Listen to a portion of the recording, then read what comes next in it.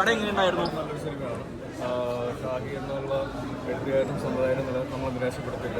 അദ്ദേഹത്തിൻ്റെ ഏറ്റവും ഒരു സിനിമ പറയുകയും അത് അവതരണങ്ങളും അല്ലെങ്കിൽ കഥാപാത്രങ്ങളുടെ പ്രത്യേകതകളുമാണ്. പ്രത്യേകത എന്ന് പറഞ്ഞാൽ സാധാരണ മനുഷ്യരാണ് പോലീസുകാരും എന്നുള്ളത് വളരെ വ്യക്തമായിട്ട് തരുന്ന ഒരു ഇമോഷണൽ ഒരു ഡ്രാമ ത്രില്ലും ഒക്കെ ഉള്ളൊരു സിനിമ കൂടെയാണ്.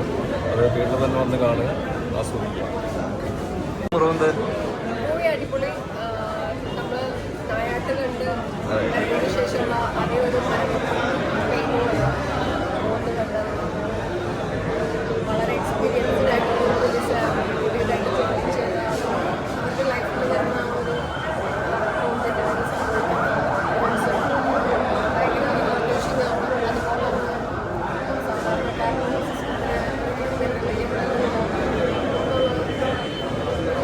കൂടിയാണ് തിയേറ്ററിൽ പോയി മൂവി കാണാം. ഡെലീഷ്യസ് അതിഗംഭീരമായിട്ട് ക്യാരക്ടർ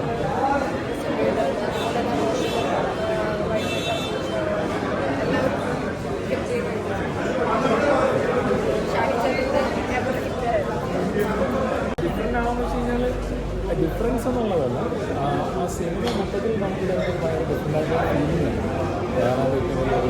നല്ല സിനിമ, ഗംഭീരം. അതുകൊണ്ടൊന്നും പറയാനില്ലല്ലോ. നല്ല രണ്ട് പെർഫോമൻസ് ഏറ്റവും നല്ല പെർഫോമൻസ്. ബാക്കി തരുൺ പറയും. അടിപൊളി പടം. ഇടയ്ക്കിടയ്ക്ക് ഉള്ളിൽ നിന്ന് ഇങ്ങനെ തീ കത്തുന്ന പോലെയായിരുന്നു ഓരോ സീൻസ് കാണുമ്പോഴത്തേക്കും. ഭയങ്കര രസമായിട്ടുള്ള മേക്കിങ്ങും.